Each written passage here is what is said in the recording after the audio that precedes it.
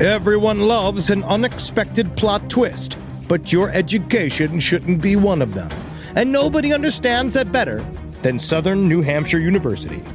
SNHU's online degree programs provide the flexibility you need, backed by support you can count on. With over 200 affordable options in psychology, criminal justice, business, and more, SNHU is built to fit your life and your budget. Visit snhu.edu/lastpodcast to learn more. That's snhu.edu/lastpodcast. Insurance isn't one size fits all. That's why drivers have trusted Progressive's Name Your Price tool for years. Just tell Progressive what you want to pay, and they'll show you coverage options that fit your budget. Visit Progressive.com to find a car insurance rate that works for you. Progressive Casualty Insurance Company and Affiliates. Price and coverage match limited by state law. Hey, everybody, it's election time. Oh, yes. How fun this whole process has been. I've been having such a delight watching everyone him and haw over certain doom, and everything's going to be mediocre. It's fascinating. For all those of you out there in swing states, the deadline for voter registration is October 7th in Georgia and Arizona. And in Nevada, it's on October 8th if you're mailing in your registration. In North Carolina, it is October 11th. So if you are not registered to vote and you want to participate in this election and, make the choice that Ed was just talking about, make sure that you're registered to vote now. And especially if you're in Georgia and you think you're registered to vote, I know they just did a big voter purge, so double check and make goddamn sure that you can vote when the election comes up in November. Yeah, and also just think about the one candidate said you may never have to vote again. So maybe this could be your last chance. So get out there and fucking vote. If one side wants you to vote and the other side doesn't want you to vote, it's very important to vote. To check your registration status, you can go to usa.gov/confirm-voter-registration or nass.org/can-I-vote. Follow prompts to check out your status. And now also, Florida's October 7th and New Mexico's October 8th. And even if you're not a swing state, go out and fucking vote anyway. We're all fucking going out and voting this time. Pile on this fuck. Goddamn right. All right. Hit it. There's no place to escape to. This is the last podcast. On the left. That's when the cannibalism started. What was that?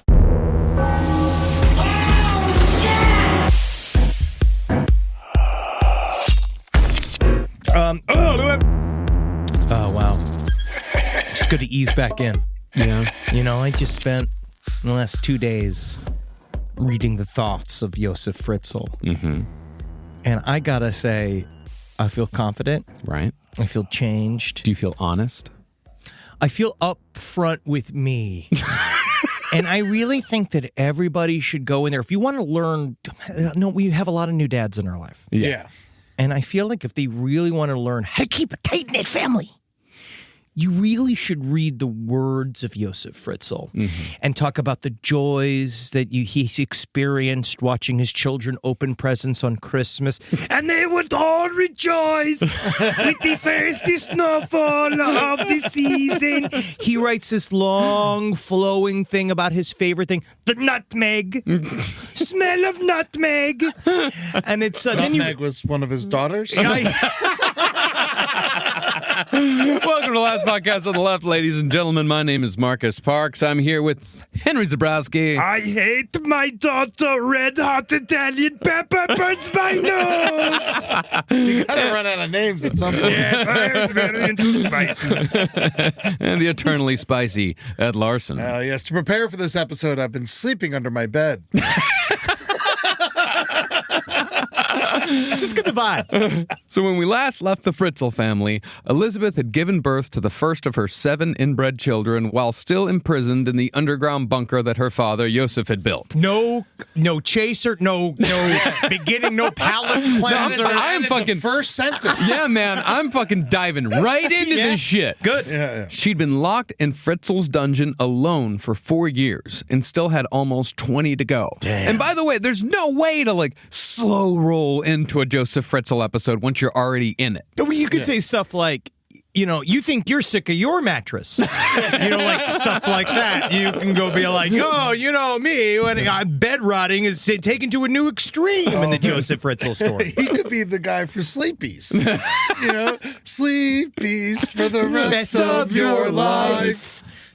No, it sent a chill up my spine. It's the first time that song ever sent an actual chill up my spine.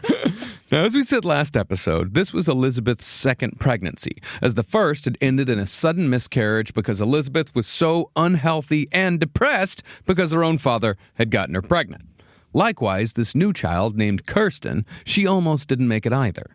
She suffered from epilepsy and cramps that resulted in screaming fits that no doubt echoed at ear-splitting levels in Elisabeth's 15-foot by 15-foot concrete prison. It's also like fucked up because at least it's something new. Yeah. And she does talk about how it gave her a lease on life. Oh, absolutely. But even though Kirsten was obviously born sick, the most Josef Fritzl contributed to childcare were formula and diapers, which he bought at different stores far away from the town of Amstetten to avoid suspicion. And I could see him doing the our former president style, like when he went down to Puerto Rico for the hurricane, being like throwing just the paper towels. Yeah, just like dumping the diapers in over the thing, being like, okay, have fun shitting. Now, wouldn't it draw more suspicion to buy from multiple stores? Well, unless just get someone's... it all from one place. You're still buying baby formula and diapers. Yeah. You're just showing up with diapers to another store buying baby formula. That's weird. Hey, no, you got a specific ass baby. How many of these babies are pains in the asses that way? They only want shrimp flavored formula. Yeah. Well, I think he would buy all of them like in a clump, but not go to the same store like multiple times because it'd be weird if it's like, oh, here's the grandfather coming to buy the formula and the diapers once more. Just to alleviate your suspicions, this is all for me. I am runny as hell, and I like my food as soft as an egg. But I hate eggs. So, yes, congratulate to me. I'm my own grandpa. Like the song. The thing about Kirsten, though, is that the child gave Fritzl even more control over his daughter. After Kirsten was born, Elisabeth did whatever it took to keep her alive. And with each successive child, Fritzl's control only increased. To that point, just a couple of months after Kirsten was born, Elisabeth was pregnant again. In late 1989, she gave birth to her second child, a boy named Stefan. And like Kirsten... Is it Stefan? Stefan? I think it's Stefan. I think Stefan, we all, it's the associations of the name that I can't get past. I can see it coming out with a ducktail grease, haircut and little sunglasses. Okay, Stefan. We'll go with Stefan. Yeah. Well, like Kirsten, Stefan's birthday was written down on a piece of paper so Elisabeth could keep track of her children's ages. But while one might think having 2 infant children would make a lot of noise that would be heard above ground, Fritzl had built his dungeon with extreme skill when it came to keeping it hidden.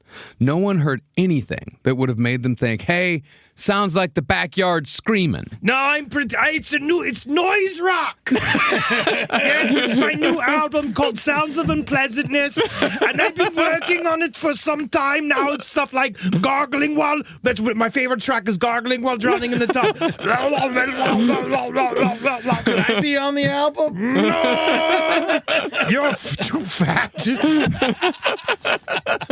Actually, my friend Addy, who, he's a co-owner of the Reykjavik Grapevine. He has a noise rock outfit called AMFJ, and he used to sample his infant daughter screaming for his songs. People in Brooklyn loved it. Yeah, I bet. Yeah, I bet they did. Oh, this is almost like having your own child. Well, the story that Fritzl had told when Elisabeth disappeared, that she'd ran away to join a cult, it was still working extraordinarily well. Most people who had known Elisabeth simply forgot about her, and when her siblings were old enough to move out, they did, and tried their best to forget their time under Josef Fritzl's thumb, and therefore forget their sister Elisabeth. Yeah, these are definitely people who are like, I don't talk to my family. Yeah, just quick, that's it, enough, and I don't want to go into detail about it. But it sounds like they almost in a way viewed Elisabeth as succeeding in getting out. Yeah. And getting away. Mm-hmm. The only child who was left behind was Joseph Jr., who actually went through a very light version of what Elisabeth endured.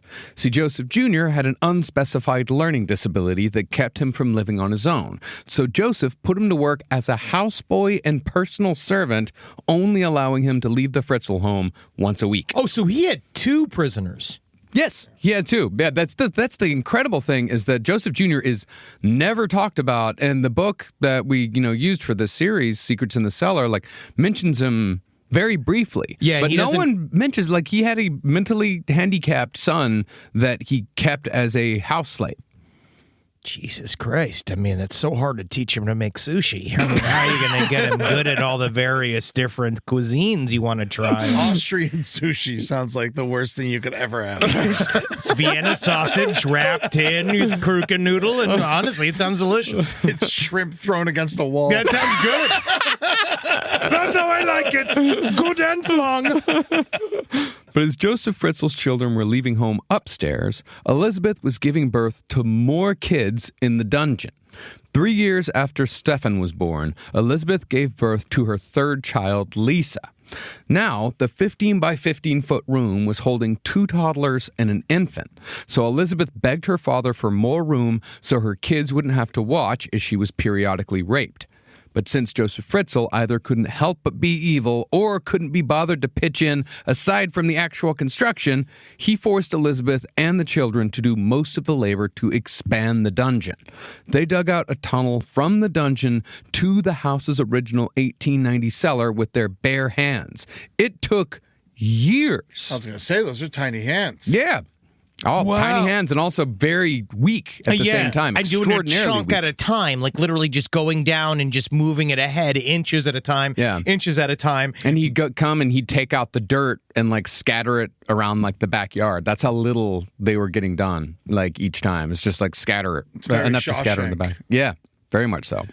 Now, as a digger, how long do you think it would take you to do this? Yeah, let's say I have you in an underground subterranean bunker and I'm making babies with you. Right. All right, what are you going to do? You're making, in defiance of God and nature, you're making babies with me. No, it's because it shows that I'm right? In a way, the fact that I can make love to you and a baby is made means technically my actions are correct. We use the great Austrian Arnold Schwarzenegger to show us how a man can give birth to a baby. Wow, it actually all runs together. It goes back to the beginning of Austrian history. Adolf Hitler, who had one nut, and then the other baby, he aborted one of his nuts, and then it goes directly to Arnold Schwarzenegger, pregnant with Danny DeVito's child. Yes. I cannot give an accurate answer because I do not know what kind of soil I will be digging in, and the kind of soil I will be digging in would change my answer drastically. One word, Eddie. Construction guys never give a straight answer. Eddie, one word, evasion. That's all I'm hearing. Sounds like you're running up the tap. Yeah, I don't know. I think obviously once I'm done breastfeeding her, I can see this taking 3 or 4 weeks. But Elisabeth would only have 2 pairs of hands to help her dig, because in May of 1993, Fritzl told her that he was taking her youngest child, Lisa, upstairs to be raised by him and his wife, Rosemary. Moving on up to the upstairs, to the big living room that I sit in. Now, this was a bold move for a number of reasons, but in the end, it actually helped Joseph's cover story. Fritzl made Elisabeth write another note saying that while her parents may be shocked to hear from her after all these years, it's almost 10 years by this point, she was nevertheless leaving them her daughter Lisa to raise. The note claimed that the cult she'd run off to join had a rule where each person could have only 2 children each, and she'd reached the maximum already. Therefore, child number 3 had to be given up, and she figured giving it to her family to raise was the best option. At least that's what the note said. No one ever thought to try and stop the cult. Well, It was a fantasy world. All of it. But the police were notified about the cult. Here's the thing. This sounds ridiculous, but every single person who needed to buy this story believed it. Rosemary Fritzl accepted it immediately. Mm-hmm. The government accepted it when Joseph took steps to properly adopt his own incestuous grandchild. And social workers accepted it when they made regular visits to the Fritzl home. Nobody questioned it. They just thought, cult, okay, I don't really want to ask more questions here. Well, one thing is Lawyer Illustrated that seems to make some of this make a little bit more sense is how he was viewed in the area. Is that he was viewed as a no-nonsense, straight-laced businessman. And a lot of times people don't push these questions hard if they go and they're living in a quote-unquote nice house and the kids are dressed and fed. It's a very low bar. It's very, like, in a way, like... Well, the story's very embarrassing. And they don't want to embarrass this businessman. They don't want to embarrass this person who's, like, seen as somewhat upstanding in the community, so they don't really ask questions. Yeah, because who could resist the wonderful, like, neck nuzzles of a mustachioed father with burnt hair from Sesame Street? And they all knew that, being like, oh, well, if she can't handle those wonderful sort of brush mark kisses, then obviously that she was deficient as a daughter, and it's not any besmirchment upon these fatherhood skills of Josef Fritzl, because he did everything he could. He's not covered in blood. Yeah. I guess it makes sense, because if I got a letter from Holden saying he took his family to a cult, I'd be like, oh, okay, good. Better off! Good luck! Really, the only misstep Fritzl made in his mind was that he could have made far more money from government benefits by fostering Lisa instead of adopting her, which was not a mistake he would make twice. Rise from your grave. This podcast is brought to you by Squarespace. Squarespace is an all-in-one website platform that helps you stand out online. Yes, that's right. You don't have to smash your face with a hammer. You can just start a business. It's got everything you need on Squarespace, from securing your domain to building a professional site and showcasing your work all in one place. Let's say you want to show everybody how you can carve your ribs out of your lower abdomen so that you look more like a Ken doll. That's amazing. You can bring your vision to life with AI-powered design or curated templates, plus flexible editing tools that helps you create something that truly reflects your style, especially if you are somebody that is trying to corrupt the young men of America. That's what Squarespace is really going to help you. Squarespace makes it easy. It makes it easy for you to put all that together, and you just go to Squarespace and do it all. Thanks, Braden. Head to squarespace.com/left for a free trial. And when you're ready to launch, use offer code LEFT to save 10% off your first purchase of a website or domain.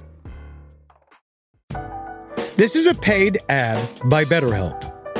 It's so important to remember with the busyness of the holidays, every holiday, Arbor Day, that day about the planet, President's Day.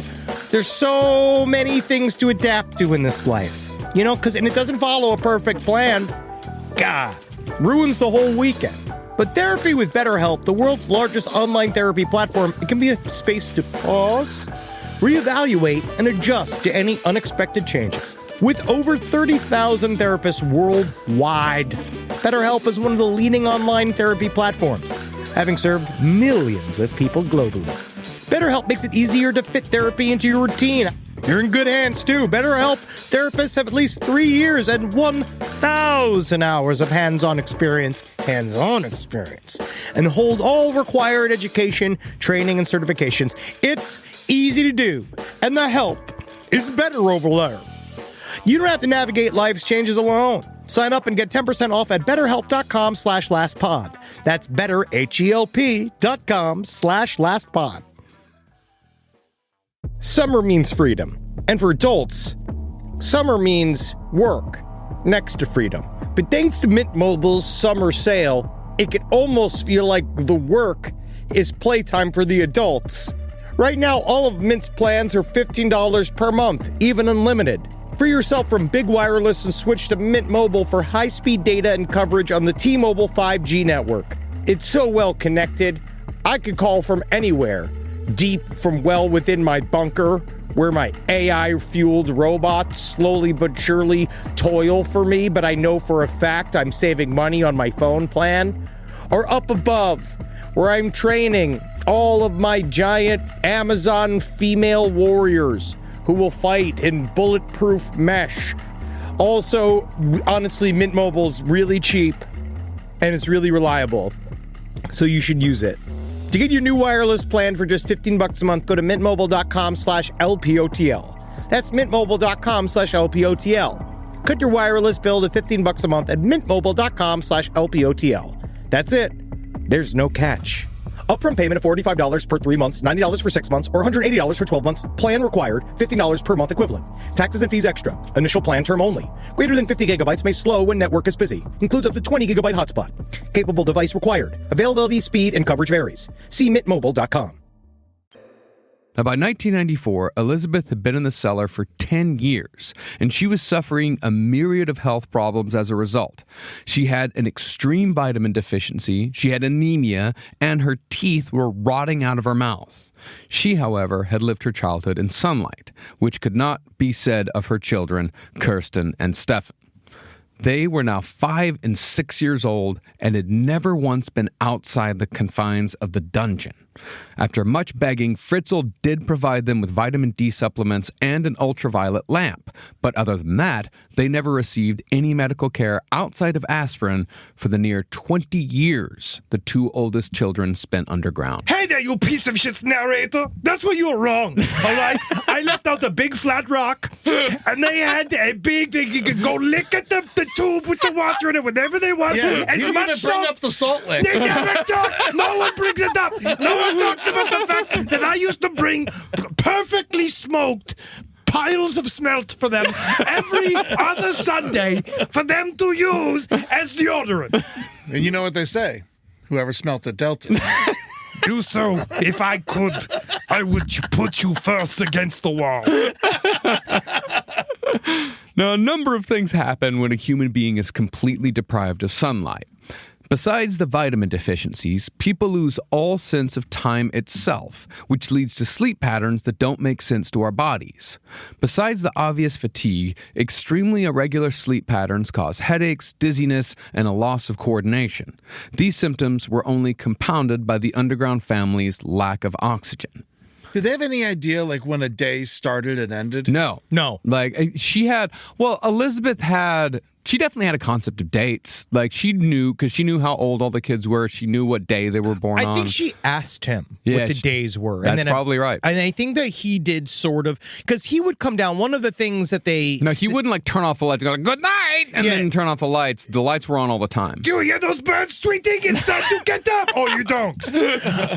But no, he legitimately did keep her, like, at this point, like, at first... It was very much like a prisoner and captive. She obviously had to fake on some level, like a meeting point between him. She began to, out of her own need for survival, would begin to engage with him on a more personal basis, and he'd come down and they would have like check-ins, because at this point he views her as his wife in a way, like his basement wife. His dungeon wife. Yeah, and so when he would talk with her, like he would fill her in on the news of the day and stuff, but it's all from his perspective. So it's all just stuff like, I won a gold medal in the slalom yesterday, and then the mayor gave me a prize for my penis on Thursday. This Friday, just, it's TGIF. Well, the thing is that Fritzl, he knew how to work with concrete, but he didn't know shit about HVAC. So Elisabeth and her kids, deprived of oxygen, spent most of their time lying down or sitting due to constant exhaustion. Lack of oxygen also makes it hard to think, which led to emotional and comprehension problems in all of them. I mean, people might ask, why didn't Elisabeth ever try to escape or anything like that? She couldn't fucking think. None of them could think because they couldn't breathe. This is common. We'll talk about Natasha Kampusch too, and they all talk about this concept of like, well, why didn't you leave? This type of extreme torture. Yeah. It changes your brain. Yeah, it does. It limits the neural connections. Without societal connection, without affection, without these things that we view as extremely common because none of us are bound to a basement, you don't understand like what it does to you. Yeah. I mean, we talked so much in Patty Hearst about what just but she only got the one chunk of that. This is 24 years. That's exactly what I was saying. It's like she just had a relatively small amount of time. And it fucked her up. Yeah, in the closet, and it completely fucked her up for years. This is This is over 2 decades. Yeah, and also like no matter how much she hates him, and obviously she fucking hates him more than anyone could hate anybody. Of course. You need some sort of conversation. Oh, it's how it goes. The human animal and our brains, it's why we evolved so well and so long for so long is because we're highly adaptable. We can make pretty much any circumstance at some point feel comfortable. Yeah, we can make it work. Which is fucked. Well, as far as what they ate, Fritzl only provided frozen, canned, or processed food. The underground family never had anything fresh, and the lack of nutrition, sleep, oxygen, and sunlight meant that there was rarely a time when at least one of them weren't suffering from an infection of one kind or another. Now, Fritzl usually drove out of town to buy groceries for Elisabeth and the kids, again to avoid suspicion. But when he didn't have time to make the drive, he would take advantage of his position as the landlord of multiple apartment complexes. Yes, that's right. Oh, yeah, I forgot almost. I'm a landlord, too. Oh, yes. I'll go take it from them. I break in. I can do whatever I want. I own the building. I can sell it underneath them, make them all homeless. Just thinking about it makes me want to come in my lederhosen. And everyone else had to foot the bill because he had people living for free. Yeah. Well, that's actually, we'll get to that here in a second. I mean, Fritzl had keys to everyone's apartments. So when a tenant was away from home, Fritzl would let himself in and steal their food. Oh, fuck you. Is this the worst thing he's done so far? The thing was, like, everyone noticed it was happening, but no one could explain it. One tenant thought he was losing his fucking mind because things he bought at the store would simply disappear from his home. Yeah, I think I was filled with worms. Your brain, your stomach, it's just like, what's am I wrong worms? with me? I think I'm worms. The tenants who lived in the apartments attached to the Fritzl home also had high, unexplainable electric bills. This goes to your point. These came because Fritzl had rerouted electricity from the apartments down to the dungeon, meaning that the tenants were partially and unwittingly funding Fritzl's extreme sexual deviancy. And What is this, Brooklyn? Yeah, literally, Eddie. My next destination. Bushwick. Yes, I will do very well in this magical place called Bushwick, I will. I want to take some time to thank Frank Oz for being on the show today. Yes. Left a little bit of cum on my daughter, I did. No evidence.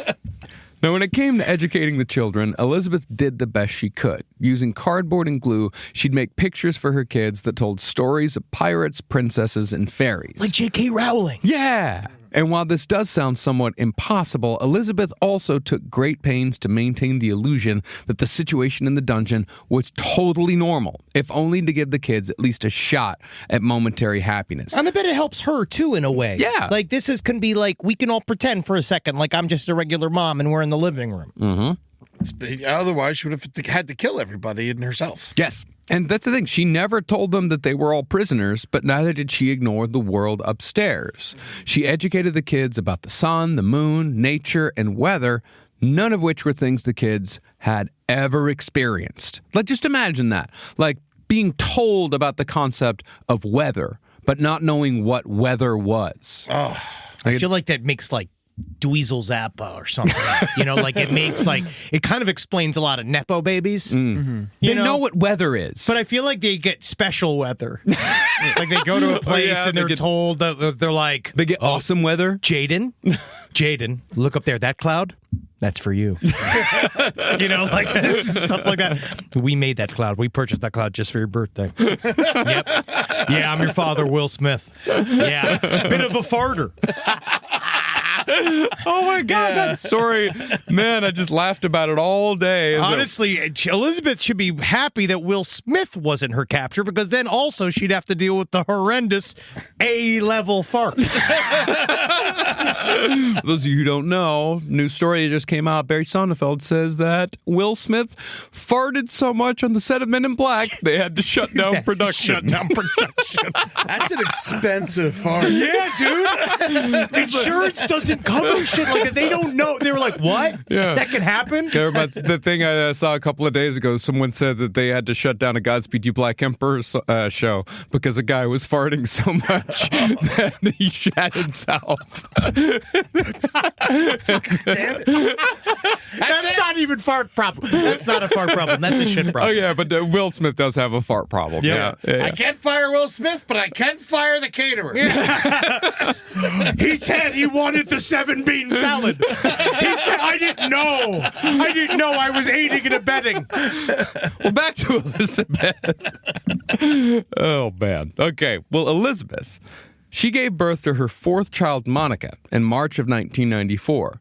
Fritzl was away on one of his trips to Thailand, so Stefan and Kirsten, 5 and 6 years old, helped with the delivery. We're going to put the picture here right now on social media of Josef Fritzl on vacation, which we just texted back and forth to each other. And that man is...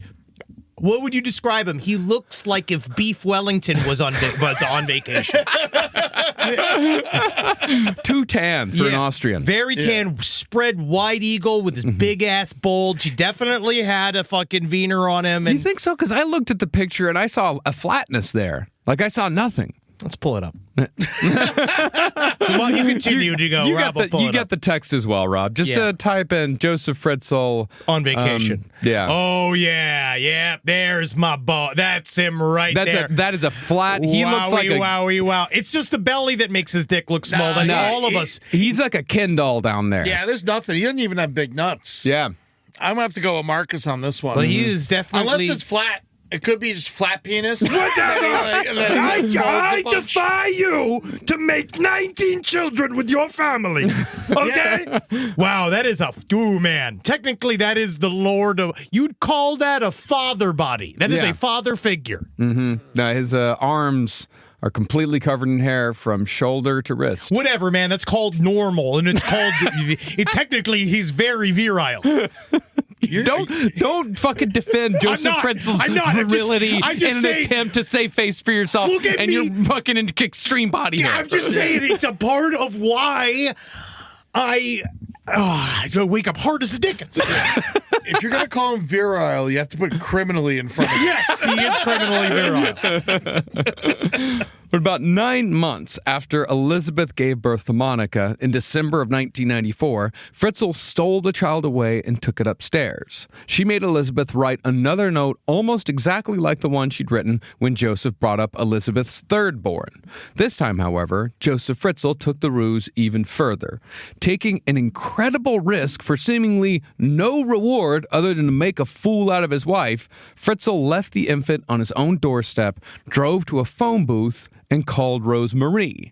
But when Rosemarie Fritzl answered, Josef didn't speak in his own voice.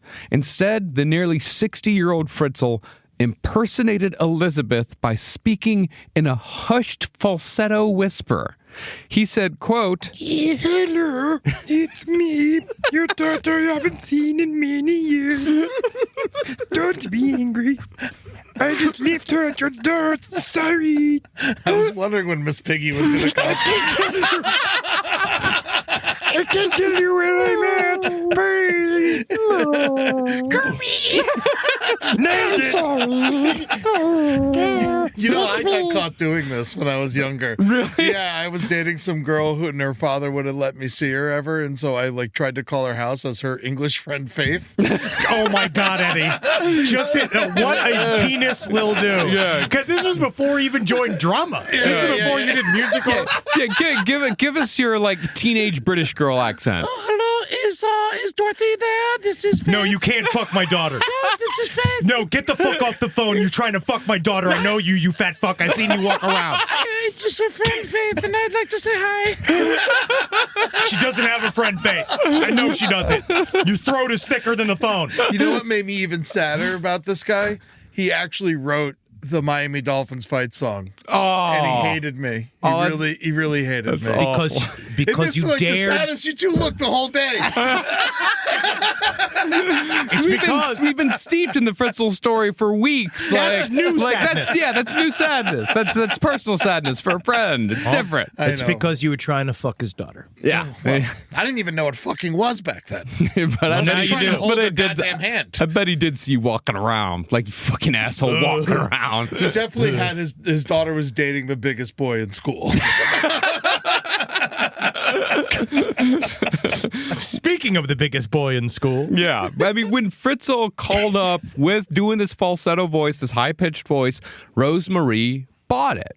And I think maybe it's because at this point, she didn't have any other choice but to keep lying to herself about the extreme weirdness of this situation. I got an email, which I do tend to agree with, there's almost no way that she didn't know something. That a lot of these people do know something. I think Rosemarie has also has the same effect of being so abused and so afraid of Josef for so long that she legitimately just doesn't. It's almost like you could have just brought him in the house. Yeah. You know what I mean? Like you could have just brought the kid into the house and I wouldn't have even said anything. But you're going through this whole thing, which in a way she must have been like, Josef in his games. like almost charmed by the lengths he When went. you're married for as long as we've been married. You've got to mix it up. You just know your picadillos if you're a man. Well,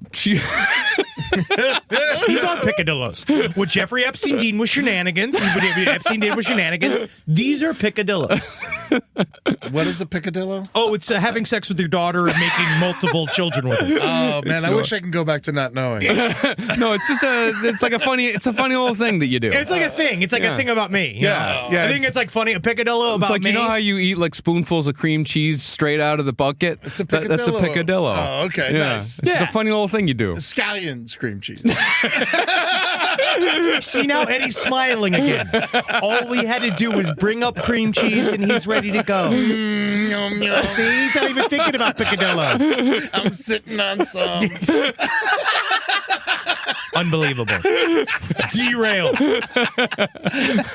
Well, after the phone call, Rosemarie reported it to the police, and within a few weeks, Rosemarie and Josef Fritzl were legally appointed Monica's foster parents. I mean, all this stuff was on the up and up. Everybody knew about everything when these kids were brought upstairs. And it just seems to be fine because he was considered to be a successful local businessman. Now, when Josef Fritzl turned 60 years old, he bought a Mercedes-Benz and drove around in his new car wearing his customary, expensive, tailor-made Italian suits, complete with shiny crocodile shoes. And as far as that famously wavy head of hair went, Fritzl got that installed at an expensive hair transplant clinic in Vienna. He was very concerned with his appearance. Very, yes. And how much did that cost? Asking for Henry.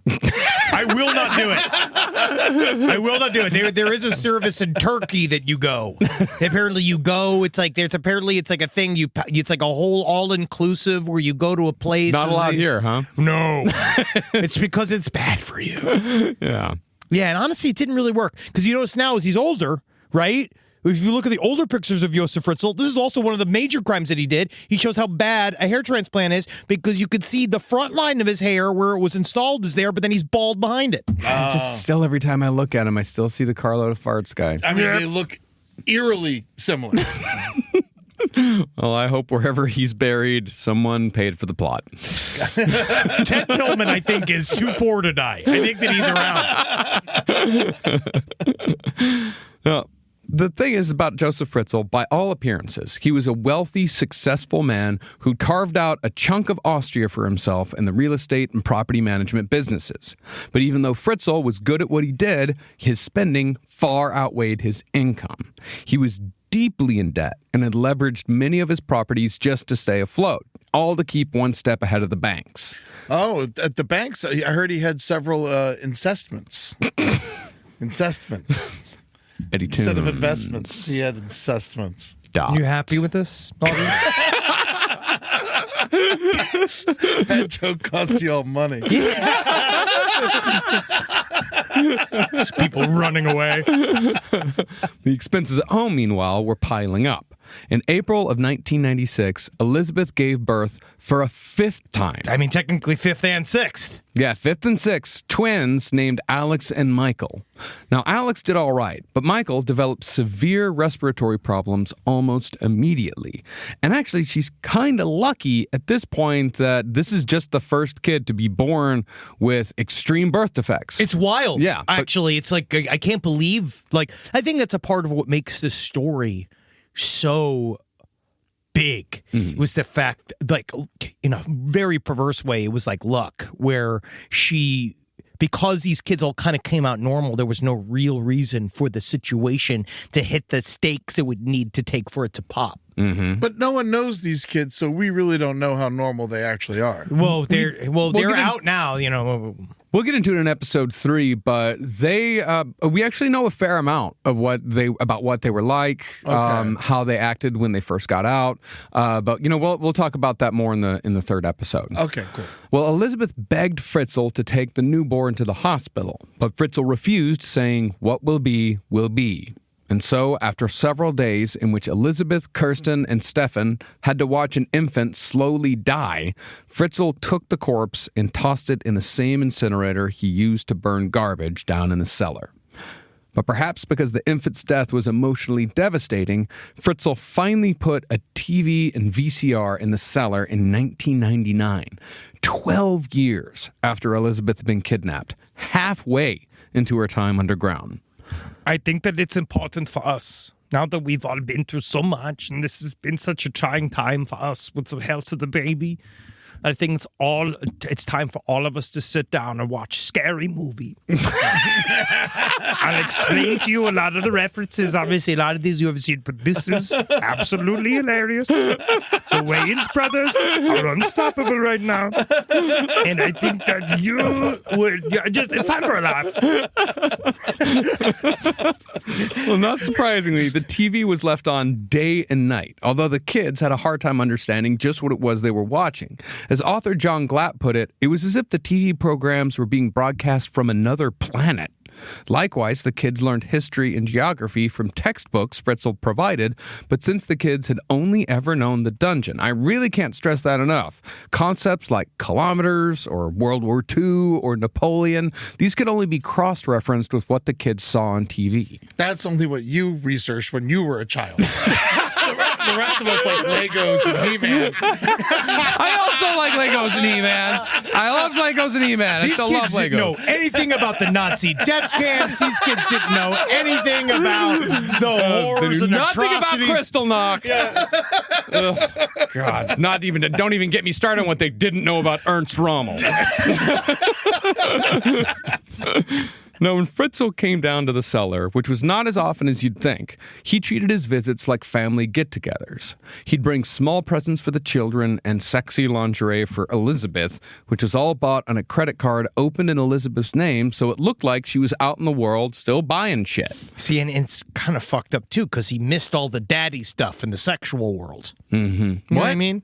What? Missed all the daddy stuff in the sexual world. Now it's everybody, people, they say daddy, and they say call me daddy, and then the other show has got the daddy in it, and then, it's all about being daddy, and they say... That's the fucked up thing, huh? Yeah. Well, I think he got plenty of it, probably. I'm just saying he got more than most. But there would be more official merch for him. More official merch that he would enjoy, that he would buy for her and bring her, buy her a call me daddy, tank top. Yeah. Take it down. That's what I'm saying. Yeah. Mm-hmm. Except I guess he would be wearing the tank top, wouldn't he? I'm the daddy. That's what's funny. It's crazy in that way. Yeah, it's really fucked up that he missed all that. Yeah, it wasn't until he got to vacation until he was called Poppy. I missed so much. But when Fritzl forced Elisabeth to wear the lingerie, the children knew that it was time to run to another room because Fritzl was about to rape their mother. Usually he'd have porn playing on the VCR he provided, and sometimes he'd force Elisabeth to reenact his favorite scenes in a special rubber padded room that he had built specifically for rape. But speaking of construction, Fritzl hadn't thought too much about height when he'd built the cellar. Even though Fritzl was 6 foot tall, each room topped out at 5 feet 6 inches. Stefan Fritzl, however, the second born, he would eventually grow to be 5'9". As a result, Stefan could never stand up straight after he passed 5'6", while some of the other kids walked around stooped over like monkeys even after they were freed. I mean, think about that. Your entire existence, 5'6" ceiling. Jesus Christ. It's never, and you know nothing else. Henry would be fine. 5'7", it would be difficult. And honestly, I like sunshine. But when the underground family walked around, they weren't really walking around. Even though Fritzl had expanded the dungeon by 3 rooms, there were 2 bedrooms and the padded room, it was still tiny, and each room was connected by passages no more than 2 feet wide. I mean, the pictures are highly disturbing of like what life was like down there. There aren't very many. There were only 2 released, I believe, but they are extraordinarily those disturbing. are pictures Rob just pulled up of his prison cell, which is almost twice the size of where he kept her. Mm-hmm. Really? But no, he built his own bathroom. Like you did get a it's absolutely fucking god fucking awful. His prison cell looked nice. It is. It's like log cabin. No, it is nice. It's a good vibe. It looks like an Airbnb. No, the Austrian prison is nice. It's better than like any hotel in Midtown. Mm-hmm. Now, in addition, the walls were always damp and covered in mildew, and everyone had constant fungal infections as a result. Again, the only treatment they ever got, despite Fritzl's wealth, was aspirin. The issue of space could be why Josef Fritzl, in August of 1997, took the surviving twin infant Alex upstairs, the 3rd such child to be taken away from Elisabeth. By this point, though, Fritzl barely needed the customary note from Elisabeth saying she wanted her parents to raise another child. It's just like, oops, here's another. Yeah, she just didn't care. And she just assumed. I believe that Rosemary also maybe put it up to he's having sex with many, many sex workers and bringing home the children. She knows, I think, that he goes on sex tourism and that he would go and come back. And I think that's a lot of what she just assumed. This is some affair partner, and she just didn't want to deal with it. Do you think Elisabeth felt relief whenever he moved a child upstairs? No, I or think she pain? felt intense grief. Yeah. Intense grief, but also, the knowledge that the child would have a better life. Yeah. Upstairs. But you also have no idea if the thing's even alive. But he's also telling her that one day we're all going to be upstairs. Like, he's starting to say stuff like that.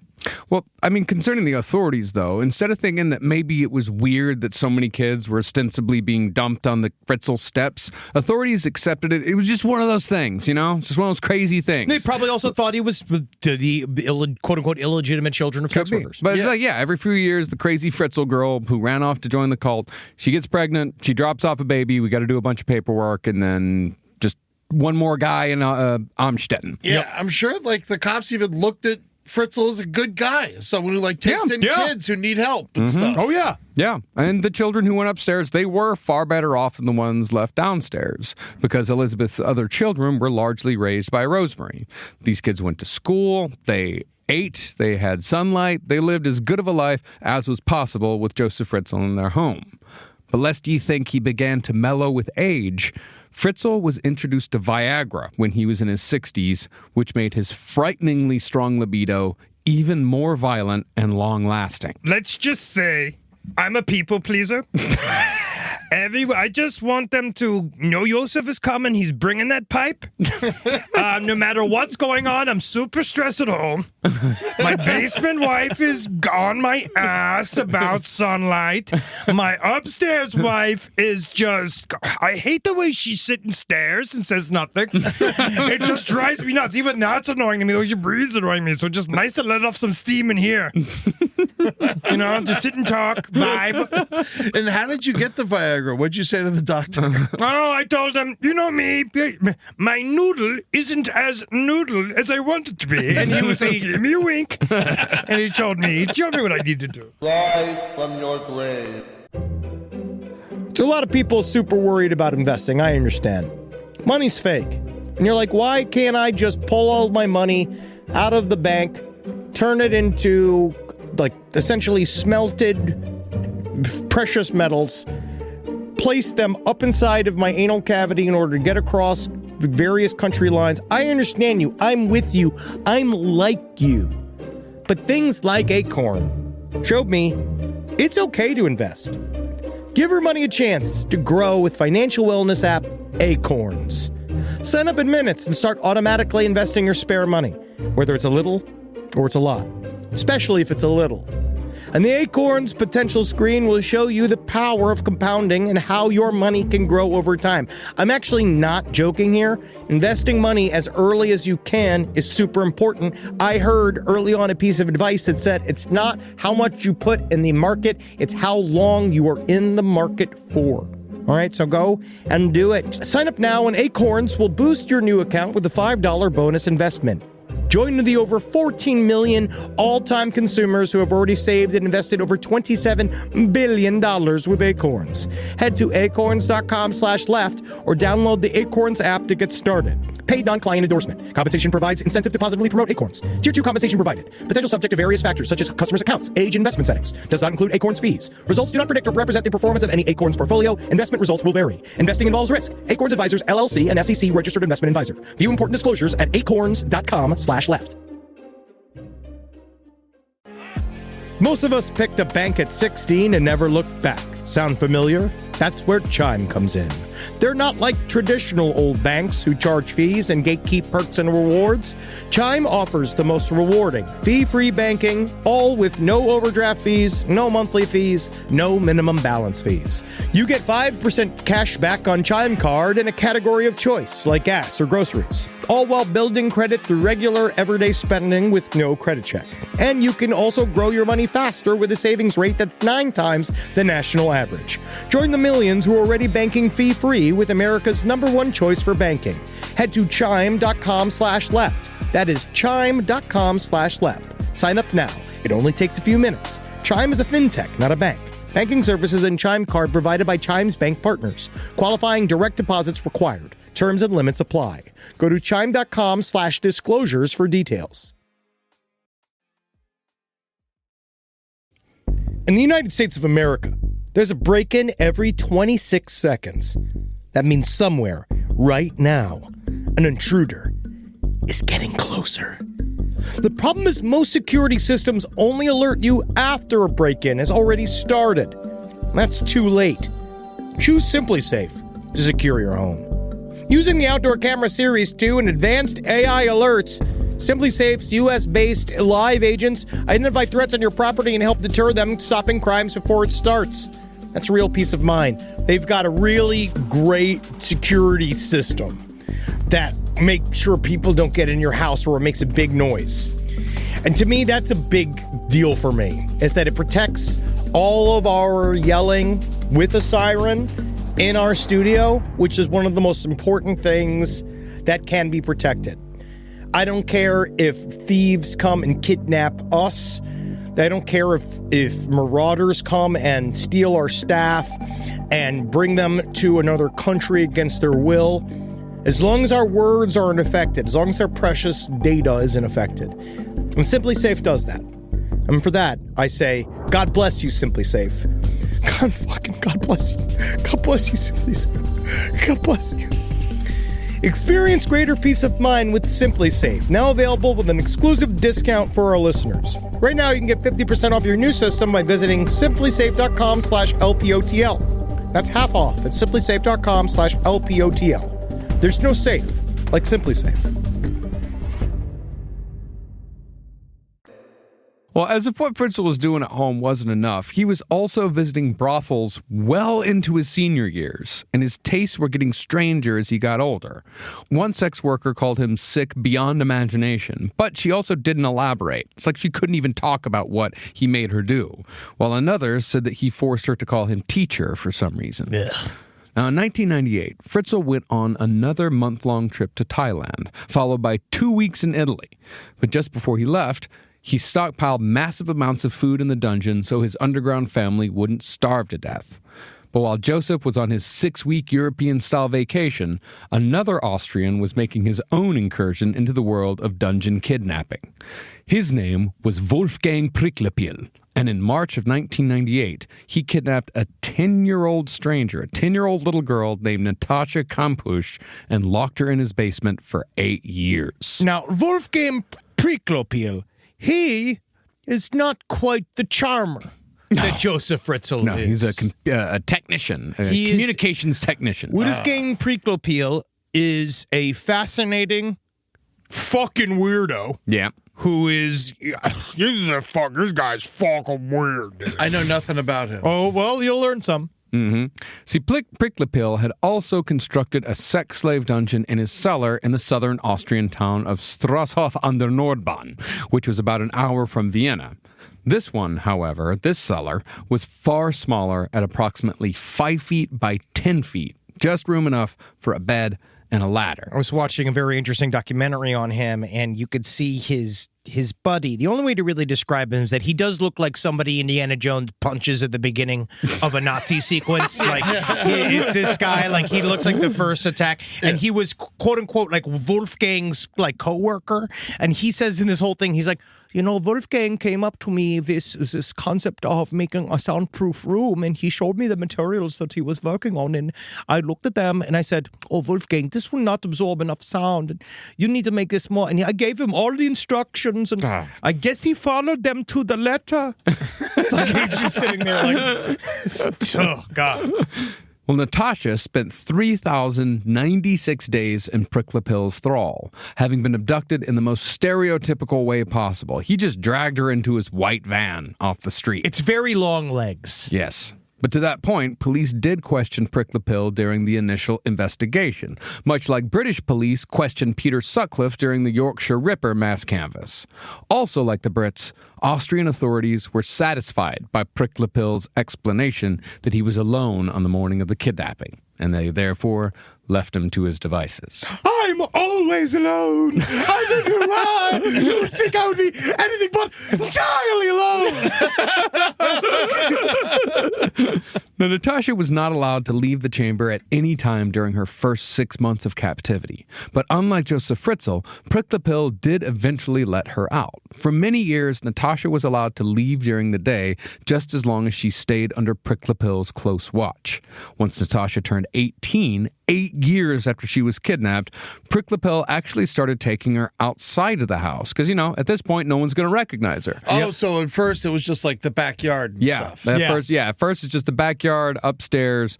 But then eventually, he took her outside of the house, but he threatened to kill her if she made any noise. And she thought that he always had a gun on him at all times, so she took him at his word. In fact, he once took her skiing for a few hours near Vienna, although Natasha maintained she had no real chance of escape. Yeah, because she had skis on her feet. You know what? That's really true. Yeah, it's hard to do. Mostly, though, Natasha spent her time upstairs doing housework or cooking for Pricklepill when she wasn't locked in the cellar. He would beat her so hard she could hardly walk, he'd starve her to make her physically weak, and would, of course, rape her repeatedly. Like Josef Fritzl, Pricklepill also lied to Natasha by saying that booby traps were in place to prevent her escape. But instead of just the cellar being booby-trapped, Pricklepill told her that all the doors and windows on the house were rigged with high explosives set to go off should she ever try to leave. It's so crazy because, like, if that's what you thought, like, it's interesting that they still had the will to live. Because it's like, at 8 years, you tell me there's explosions and the house is going to blow up. It's like, fuck it, let's rock, bro.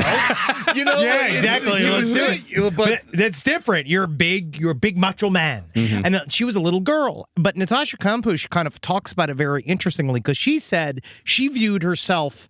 She did have a very strong will to live, and she viewed herself as living in defiance of him, and that she was going to live no matter what. And according to her, she was looking for as many outs as she could, but it was the way he did it. Like, there was a couple of things that he said to her that was also part of the thing. So the first thing is he would come in, and he would bring her presents. Like, he'd bring her fancy croissants. It started with the expensive toys.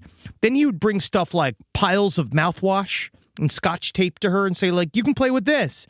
And then eventually he started telling her that he was a reincarnated Egyptian god and that she just had to go with it. She literally had to sit and be like, yep, you're Cyrus. And he's like, oh, yes, very much so. Oh, sand in my toes. I'm Mr. Pharaohman. And then you have to call him Maestro over and over again. But then largely, eventually, even the sexual nature of the relationship changed, the rape changed to him coming in crying in her arms like a toddler, like crying. So he would like flip it on her where she would sort of be the adult comforting him in these very, I'm going to go honestly, odd circumstances. Yeah, real strange. It's like if someone with dementia was totally in charge. Yeah.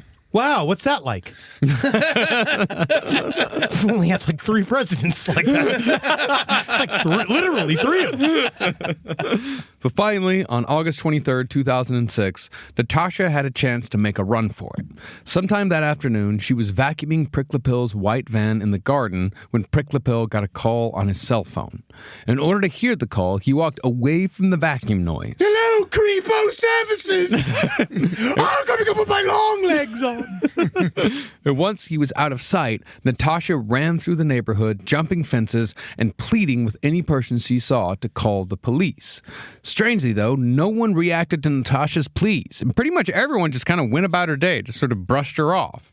It was only when Natasha knocked on the window 5 minutes into her escape that a 71-year-old man named Inga finally responded. I mean, imagine that, 5 minutes of running and screaming and trying to get help. Had to have been, and thinking at any moment, like, he's going to come around the corner and he's going to catch you. 5 minutes. It's the end sequence. It's an eternity. Of Texas Chainsaw Massacre. Yeah, And no one helped. Even this is also post Fritzl's capture, right? No, it's not. No. Oh, okay. This is all. This is what's fucked. Is that this is all during. She loudly said to the old man, "I am Natasha Kampusch," which rung bells immediately, and Inga called the police, who quickly took Natasha into custody. This is before Fritzl. This is in 2006. Fritzl's 2008. Oh, man. And I'm going to talk more in next episode on Josef's point of view, but he talks about this case being like one of the first pop up, and it like when he saw this thing hit the news, the Natasha Kampusch hit the news, the story hit the news, he kind of like, it was the first beginnings of the unraveling of his like super long-term plan in his own mind. Like he started like, apparently for him, that's when the interior pressure started to build, because it really was very difficult on him. He finally realized that what he was doing was wrong. No. But he finally realized that what he was doing, people would not look kindly upon. Well, he always knew that they would. That's why she was underground. But because he knew that they would never understand, and so but this was just way more like, oh, they're going to start looking for hidden girls more. Yeah. Josef Fritzl, he's kind of like a Nazi at Nuremberg who will never admit that anything he did was wrong. He's a full Nazi. I'm going to talk next episode. I have some more talking about more of his Nazi thoughts. Cool. Now, Wolfgang Pricklapill knew that the game was over the second he saw that Natasha had escaped. So the 44-year-old communications technician hopped in his red BMW and drove to the Wien Nord station in Vienna. There, he jumped in front of an oncoming train and ended his own life. Yep. Incredibly, Natasha... Just getting exploded like that. Oddly the nicest thing he's ever done. Yes. Honestly, I think it means he's a fucking pussy and he couldn't handle the punishment. Of course. Well, incredibly, Natasha Kampusch ended up owning the house where she'd been imprisoned for so many years. Since Pricklapill had no family, she claimed it from his estate after his death and became a regular visitor in the years after her escape. As of 2017, she still owned the house, although she said she'd fill in the cellar if she ever sold it. She is truly an inspirational person. Same thing as Elisabeth Fritzl, but she is an extremely... Her interviews are powerful. Yeah, and she wrote a book about the whole thing too. Like Elisabeth Fritzl, like, you know, as we'll talk about, she faded it. Like she was like, I'm done. Don't talk to me. I'm out. Like this is over. But Natasha has like become like a person who really speaks out about this stuff. Does she live in the house or does she just own it? It's her vacation home. She spends a fair amount of time there. But that's crazy. Yeah, I don't know why. I don't know if I could do that. I would burn it down. No, I guess it's worth money, but I don't know. They said that, you know, there were, you know, reports that she, you know, would go and like kind of was cleaning the place out. And just, she would spend extended amounts of time there. Wow. Just, I don't know. Maybe it was familiar. Who knows? Maybe she was trying to face something. You never know why people do the things they do. Mm-hmm. Now, Natasha didn't escape until 2006. Back in 1999, though, she was just 1 year into her captivity, while Elisabeth had been underground for a full 15 years. When Elisabeth's time reached 18 years, the age she was when she'd last seen sunlight, she gave birth to her 7th child, Felix. Now, Fritzl did entertain the idea of taking Felix upstairs as well, but he decided that Rosemarie couldn't handle a 4th child. So Felix was sentenced to stay in the dungeon with Elisabeth, Kirsten, and Stefan. There's also a little bit of talk of the way he chose what kids would go up, because let's just say he has a type. And so there was a little bit of, Maybe I'll make my second wife one of these ones. Third wife. Oh, yeah, thank you. Thank you for reminding me. They'll go by so fast. It's crazy, dude. Now, the kids he moved upstairs, were they the ones that he would want to sleep with, or would he keep those downstairs? God, I hate that question. Eddie, I'm so glad you asked that question. I can answer that question as well. I don't know. We may have two different answers, but I have an answer as well. I believe that they were the ones he was acclimating to real life that he would maybe peruse in a Tinder-like fashion. Okay. I believe that the ones that he had an eye on, he kept downstairs. Yeah, that's because what I it was a would guess. See, more but of the a thing is, though, because it do you was more like of a sun-grown pot or do you like fucking the hydro shit? I actually prefer sun-grown. I think he appreciates the hydro. Nah. Wow, weird. Weird guy. Now, besides the stress of raising 3 children solely in a place that's smaller than a railroad apartment, Elisabeth's body was breaking down due to a lack of the most basic human necessities. She was only in her mid-30s, but her teeth were falling out due to rot and disease, and her formerly red hair was now gray. As such, Fritzl announced that he was no longer attracted to his daughter and stopped raping her as a result. He now, however, was turning his gaze towards his granddaughter Kirsten. She was now 13 years old, but was just as frail and sickly as her mother's sister. It's like every time, like, I'm kind of smiling from something we said, it just gets sucked right off my face. That's the idea. That's called our show, Eddie. Yeah, that's what's incredible, That's you the know? push and pull last podcast on the line. Yeah. It's always kind of wondering, It's the- how am I supposed to feel? The sweet and sour, the bitter, you know. But perhaps to ease the burden, Fritzl brought a washing machine into the dungeon that same year. That's good. Natalie loved it. For our anniversary, our 5th anniversary, I bought one of those wash boards so she could take it down to the LA River and wash my underwear in the swamp. And she was so happy. Like, hot tip, fellas. Yeah. Ladies love a washing machine. And I was, and she was so happy about it. She called Julie. She told her about that. I had to buy fucking Julie a washing board. Damn it, I'm sorry. At least they get to go down by the river and sing their folk songs and stuff, and then we could tell them how many kids we're having. But that's the thing is, I would imagine it would just make the dungeon more miserable. Yeah. Because of the space it took up. And, it's not like she needed to save time. Like, she had plenty of time to It's do not like- laundry. she's unfortunately, she's the exact opposite of a wife on the go. Yeah. Josef Fritzl turned 70 years old in April of 2005 and still showed no signs of letting Elisabeth or her children go. He could have died at any time, and Elisabeth and the underground children would have starved to death down there without anyone even knowing that the kids had existed at all. And he's fucking Kirsten at this point? Beginning to groom Kirsten. I don't know. They never talk about that. Okay. Like, they hint at it. It's hinted at, but it's never really talked about. Yes. What's also interesting is that Natasha Kampusch also talked about the fact that her Wolfgang was very sickly. And what he would do is he installed an intercom. And so he would talk at her all night. And largely was insulting her / sobbing / he's, it's not well. And he called her, and he would call when he was sick. And he'd go there, he's like, I don't know if I'm long for this world. Who will take care of me? Like, all night long. And eventually she's like, if he dies up there, I'm going to die down here. Yeah. So she'd have to be like, no, Wolfgang, you're going to make it. Like, have to kind of and help him and go. He'd let her upstairs to help him feel better and take care of him when he was sick. Fuck me. That's so horrible. And then she had to. Yeah. Because if I don't keep him alive, I die down there in a much worse way. Yeah, and Elisabeth knew that as well. Yeah. That if he dies up there, I'm fucked. Well, he had told her that there was a special mechanism that was in place. It would release over time. Release them if it reached a certain amount of time. That was not true at all. Of course it wasn't true. It was 8 doors. Yeah. It would I would imagine.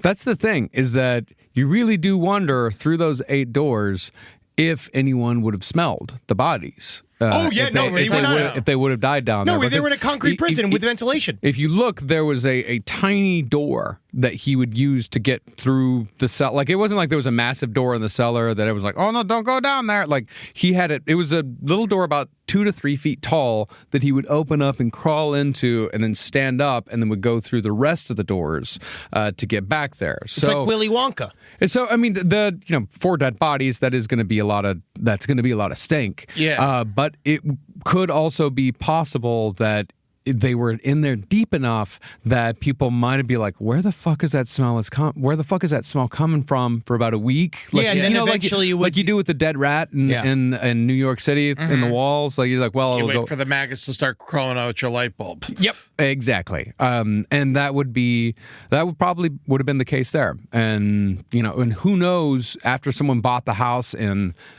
20 years, 30 years. Yeah, if they'd uncover the basement. If they would uncover the basement, or, if you find weird inspections, house inspections, that's just what they're supposed to find. Yeah. Or you find weird shit in the house, sometimes you're like, I don't know what's behind that door. I don't really have the effort to, I don't really want to check out what's behind that door. That's my line in the sand. Then you do. If I'm buying a house and the realtor or something says, don't open that door. It's my house. I don't know what to say. The door. Yeah. Yeah, don't say, I don't know. If you say like, hey, what's behind that door? And someone says another door. Run away. Just run away. Don't buy the house. Yeah, I'm not fucking going anywhere near it. Well, to most people upstairs, Fritzl seemed to have the appearance of a good family man. He and his wife were raising their wayward daughter's 3 children, which everyone thought was a noble cause. And in 2006, the same year Natasha Kampusch escaped, Fritzl and his wife celebrated their 50th wedding anniversary. Oh, and what a romantic night it was! Oh, we just had I slit them. It's amazing. I got these wonderful candelabras from my ancestors, and they have these wonderful little crosses and X's on them, and we just lit them. And she loves the light of a Nazi candelabra. She loves it. But the next year, it seemed like Fritzl already had an inkling that the truth was going to come out one way or another. He was chatting with one of his tenants, coincidentally a former classmate of Elisabeth's, and told him that, quote, one day, this house is going to make history. How? You wait. Just wait. I don't want to spoil it. And indeed, Fritzl was correct. But once Fritzl hit his 70s, he very plainly got tired of the whole rigmarole that came with having a second underground family. Now, at first, he considered just killing them all to hide what he'd done. But since he was an old man, getting rid of 4 bodies, small and malnourished as they were, that was going to be a challenge. And if there was a smell that was going on while he was still alive, it would come out while he was transferring the bodies. Well, if there was a smell, he'd have to deal with it. Yeah. If he just kind of let them starve down there, he'd have to deal with the smell because he's the fucking landlord, and landlord's got to deal with smells. He's got an incinerator. Mm-hmm. He's already put 1, maybe 2, if you count the miscarried child in there. Yeah. I will say, guys, just know that if you are mad about a man or a lady ghosting you, it can be much worse, because this is the worst ghosting possible. Because at the end of this ghosting, you become a ghost. Yeah, you die. Well, Fritzl, he actually began to lay the groundwork for Elisabeth and the kids to leave the dungeon by continuing the cult narrative. He thought this actually might work. In 2008, Fritzl made Elisabeth write another letter which said that she was tired of the cult and she wanted to come home. Apparently, Fritzl was going to slow roll the entire process to make it seem natural. But in April of that year, Fritzl's slow roll plan fell apart when Kirsten, Elisabeth's firstborn, she got dangerously sick and started having seizures. This came amidst a mental breakdown where Kirsten tore her hair out in clumps and ripped off her clothes so she could stuff them in the toilet to clog it up. And so, on April 16th, 2008, on Elisabeth's 42nd birthday, she begged her father to take the 19-year-old Kirsten to the hospital. And that's where we'll pick back up for Josef Fritzl Part 3, the conclusion to the saga. You thought we'd end it in 2, but guess what? No. We're still in the basement. And we're going to continue, but it does get interesting because there was a lot of new information. That's a part of why it got to 3 parts, is that a lot of new information has dropped in the last year. Yeah. Like, that is really kind of, well, now it's this whole, we'll talk about it. But it is interesting. There's a third chapter here, and it's a little uplifting. Right? Yeah, in a way. No. Like out of the basement uplifting. No, I just think in a way it just shows, that Joseph is still able to forgive himself. And I really think that's the hardest thing for anybody to do. Powerful. It's so hard to absolve yourself of things that you've done, and for that I'm really proud of him. Yeah. Good for him. Yeah. Good for him. That's the thing with being Catholic. You can just go to confession and everything's fine. Yeah, it's so great. Jeffrey Dahmer's up there right now, love in heaven. Him and Michael Jackson, love in life. Patreon.com/Last Podcast on the Left is where you can go to watch video episodes of every show we do, as well as many other cool things. You can check out the stream, Last Stream on the Left, every Tuesday. Fucking better. I say live on Patreon on Tuesdays, then it goes up on YouTube for free. We take out the juicy parts that YouTube won't let us show, but that's why you got to sign up for it live, and you can yell at us as well. Mm-hmm. Yeah. And you can follow us on the socials at LP on the Left on TikTok and Instagram. Check out all of our streams at LPN TV. LPN TV is at twitch.tv/LPNTV for the live shows, and they're on YouTube for everything afterwards. You can also come see us on tour. Check out lastpodcastontheLeft.com. Click on shows, click the date, buy the tickets. Boston, LA, Brooklyn, London, Iceland. We're coming to you this year, and we don't know when the fuck we're going to be back, so make sure to grab your tickets as soon as you can. See us when we come on out. Nice. I got stand-up on Monday. Come and check me out in Burbank. If you're in Burbank, I'm going to be at the Good Night at 8 p.m. or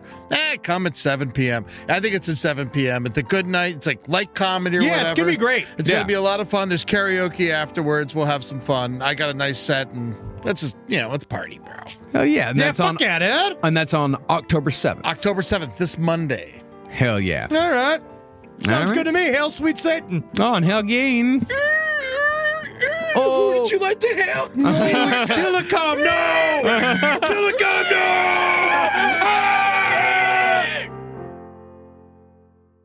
Paragold has Luxury Homes' largest selection of outdoor furniture, lighting, decor, and more. Access more than 2,000 of design's best brands with beautiful all-weather pieces in every style, from traditional to modern. Plus, enjoy free design services and full-service delivery on most items. Shop in-store and online at Paragold.com. Paragold. Luxury lives here.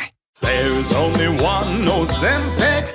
Hello, I'm Ozempic. Because this ad is 30 seconds, I can't get into everything I'm FDA approved to do, so I'm just going to play my jingle again. But first, ask your doctor about which FDA approved uses of me, the Ozempic pen, may be right for you. Call 1-833-OZEMPIC or visit Ozempic.com to view the medication guide and learn more about Ozempic semaglutide injection, 2 milligrams. Only Novo Nordisk makes FDA approved Ozempic. Now here's that jingle again. There's only one Ozempic.